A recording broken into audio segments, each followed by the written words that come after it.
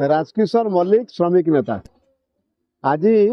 स्वाधीनता संग्रामी प्रथम राजबंदी राजकृष्ण बंशकर 125तम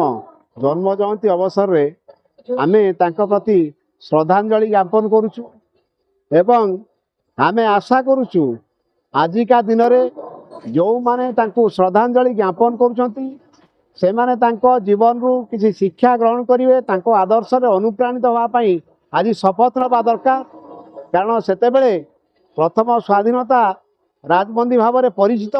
एवं निजर समस्त सुख स्वाच्छंद्य क्यारियर को पछरे पकई भारत को केमिति स्वाधीन करा जिवो इंग्रेज मानू केमिति भारत वर्ष हटा जिवो ता पई लड़ाई करथिले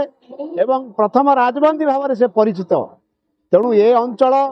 आमे गर्व करूँ एवं आमे जो माने आज तांको जन्म जयंती रे तांको श्रद्धांजलि ज्ञापन करचु अंततः पक्षे निज जीवन को सही रास्ता रे परिचालित करने समस्ते बद्धपरिकर हवा दरकार संकल्प नवा दरकार एवं सही भली स्वाधीनता संग्रामी केमिति आजिका समाज रे जो अन्याय अत्याचार चलती ता प्रतिवाद रे केमिति स्वर उत्तोलन करिवे एवं आगो को आसीबे सेडा मध्ये हम समस्त को निवेदन करचु आज समाज रे से जहाँ चाहिए समस्ते शिक्षा पातु एवं मनीष भली बंचार अधिकार पातु एवं कहारी ऊपर कहार अत्याचार निर्यातना न हो तेणु आज